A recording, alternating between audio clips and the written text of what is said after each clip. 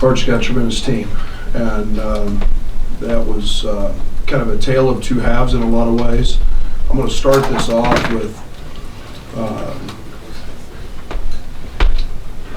Io DeSumo, I think, setting the tone in the first half, diving on the floor 3 times for a loose ball. That's Illinois basketball. Just so happens there was a lot of plays in between there and a couple other possessions with guys on the floor, and the last play of the game happens in one of the most critical times, and Andres Feliz dives on the floor to save a ball game, to save a possession for them, take it away. Those are the little things that allow you to win. And I was very, very proud of Georgie Bashashvili tonight. The job he did in the second half on one of the best freshmen in the country in Trace. I guess you shouldn't call him a freshman anymore. He's played enough games. He's a veteran now. But I thought it was a battle of not just 2 of the best freshmen in the Big Ten, but in all the country. And then I will say I'm really proud of Kofi because he was not very good the first half. We really challenged him in the second half. And then with the game in the balance, we kept going to him. And it's a great feeling to know that you can get the ball to the front of the rim, and he's going to make free throws, or we're going to score. And then of course Io adds another page in the chapter of his game-ending endeavors, I guess. But like any other game in this league, guys, it's really hard to win, and it's every game's going to be 1 or 2 possessions, and tonight was no different against a very, very good and well-coached Indiana team. Jeremy, you're in front. Brad, we've seen every game in this league is really intense, but obviously they're playing for a lot, you're playing for a lot. It's March. How ready do you think your team is for March and way to night show? Yeah, that's what we've been talking about. It's March. It's March. You know, a lot of times in March you get beat, you go home. And this is why you lift, this is why you run, this is why you sweat in July, this is why you keep lifting and you keep doing the things we're doing now, and you push through it. You push through the dog days so that you can get to this point. And I feel like we're in a really, really good place. And I love the human beings in that locker room because of their character. And not only are we playing hard and it's intense, but we're also having fun. And that's a big part of this time of year. Barry? How did the adjustment of putting Georgie on Jackson Davis maybe free up Kofi for help side rotations and pick up those blocks on those post-ups by Jackson Davis? Well, their personnel allowed us to basically keep a foot in the paint. We didn't have to step too far out with Kofi, and part of the reason I was upset with Kofi in the first half was he allowed those catches when he was on him, and Georgie just didn't allow him. DeMonte didn't allow him, to be honest. And then when DeMonte went down with a sprained ankle, he was he did an unbelievable job. That was Georgie defensively last year, and just didn't allow touches, and he's to be commended for that. Joey? Brad, I mean, it's no secret that Andres has made kind of those tough plays, those dive on the floor plays, but even back to the recruiting process, I guess when you were looking at him initially, what did you see out of him to know that, that was winner, 2-time state champion in junior college, high school state champion, national junior college champion, winner, and you find a guy who's done it on a worldwide stage with being part of his Dominican team. He was mature beyond his years, so he plays that way, and those are the things that become. You can always replace points, you can always replace rebounds. Those are the intangible things, and those are the character things that become really hard to replace. And he's a senior, and you expect those things from seniors, but boy, he's outstanding. Back here to the right. You talk a lot about when you got here building your culture, and now you've mentioned it today, you have guys diving on the floor all game. Can you just talk a little bit about how that's developed and what this team's mindset is right now? Yeah, it's experience, it's leadership, it's veterans, it's guys understanding what it takes to win. I don't care. They can They can turn on a TV at any point and watch any successful team, NBA or college, and find guys that dive on the floor and guys that take charges and the maturation for Io doing those things is huge.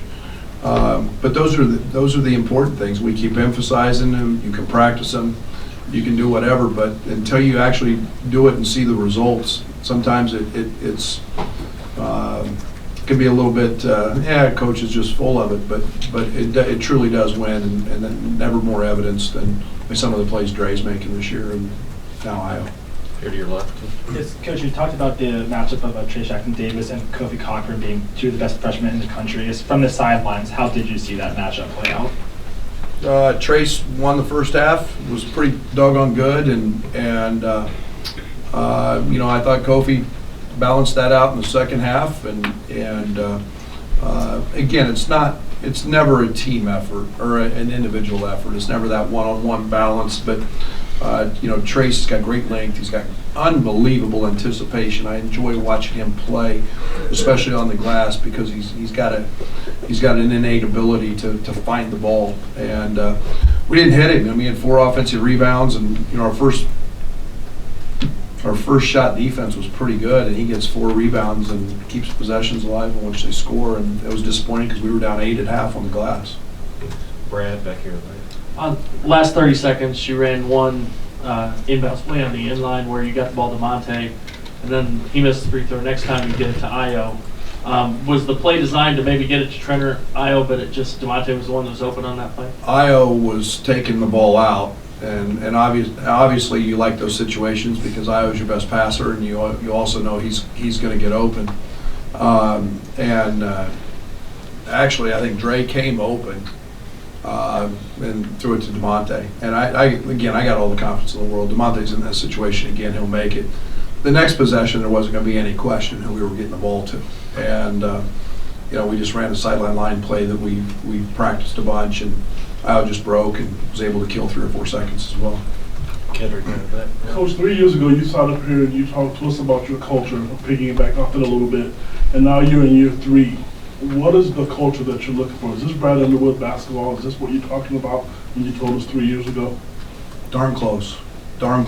I think we're here's what you guys miss in all that. We can talk about the hustle plays, and we can talk about the defense and the numbers and all that, but it's the locker room, and it's the guys in the locker room, and that has to jive with the guys on our coaching staff, because if your locker room is never right, I don't care, you're not going to win. I don't care how talented you are, you're going to lose. So it goes beyond that. I mean, when I talk about character, that means a lot to me. And I mean, we've got guys working their tail off. Georgie Bishanishvili, we all know Georgie had been struggling. And yet, if you want to watch our bench, and when I watch film, I pay more attention to him than I do the game sometimes. That young man is standing up cheering. He's never put his dauber down. He's been in the gym by 8 o'clock every morning working. And that's your locker room. That's your character. That allows you to build the culture that Io DeSumo gets on the floor, that Georgie doesn't allow a catch, that Dre gets on the floor. And that's what we're continuing to strive for here. The other stuff is, yes, we're hustle plays, rebounds, block shots, good offense. That's the visual stuff, but you don't do that without the locker room first. Here to the right. Brad, you've talked a lot about what Kofi's done to succeed since he's gotten here, but honestly, did you expect him to be at this point playing 35 minutes a game and doing what he's doing? No. I mean, I don't expect many freshmen to do that. I've been blessed, very, very blessed. I've had Io DeSumo and Kofi that have been put in that situation, okay, a little bit out of necessity, but most importantly, have capitalized on it. So no, I don't ever expect that much from freshmen. That's a lot in this league. Jim in the back. Coach, you say you never look at standings, but 2 games ago, you're still in the title race. Io mentioned that you can go after a championship this week a little bit. The significance of that for you in the final 2 games? Yeah, we came here to win Big Ten championships. I don't know whether I mean, it's the next game, yes. Just keep winning and trying to stack them up. But we came here to win win Big Ten championships. We've talked a lot about that. You know, we're not out of it yet, and we're in the last week of the season, so I feel great about that, and I'm so happy for our fans, which, by the way, tonight were incredible. It's probably as good as an environment as I've seen in my time here tonight in that stretch, and I can't say we don't have the most passionate fans, but we got some of the smartest fans as well, but we're in the last week and we're still alive and kicking. Scott here. I don't know if relaxed is the right word, but was Georgie's maybe more settled today? I think it was more confident. I think you know, Georgie's. I'm really proud of Georgie. I'll get emotional if I talk about Georgie, right? But he's in a really good place right now. I mean, he's in a good place, and we just keep him there. Derek in the middle. Won a lot of these in these late game moments. Seems to be a confidence or an expectation that you guys are going to come out on the right side. What do you see in the huddles or in those times out of your teams now that maybe wasn't there earlier this year or earlier in your tenure? Well, experience. Experience, confidence. You know, it's nice when you've got guys. You know, ran a play to Dre. Ran plays to Kofi. Kofi's like, throw me the ball, I'm gonna at least get fouled, make the free throws. I always like, throw me the ball, I'm gonna get fouled, I'm gonna make the free throws. You got guys hungry for it, and that's the main difference. Is they want to be in those situations and they're confident and they're at it. Brad, back in the right. Indiana has a lot of length on the wing and inside, and it seems like they gave you some problems, finishing at the rim or getting clean looks from. Is that something that has? How do you counteract that? I guess. I was more bothered by the looks they got from three. I mean, they're one of the poorer shooting teams, Jet had the scout. And, he told him, he said, every time Green makes one, every single time, the next time he touches it, it's going up, and he's 2 feet behind him. I don't know. It hasn't bothered us much. I don't worry about that a whole lot. There are different ways to attack that, but they're good, and they're extremely well coached. Brad, you mentioned you went to Kofi obviously down the stretch there, and outside of his sheer size, what gives you the confidence that he's going to make the right play and deliver?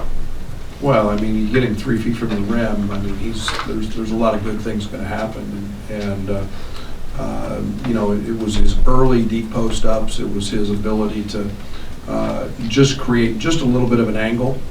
He had a size advantage, not just in girth, but in height as well, and Kofi doesn't shy from those moments. I mean, he wants the ball. He knows he's going to get fouled.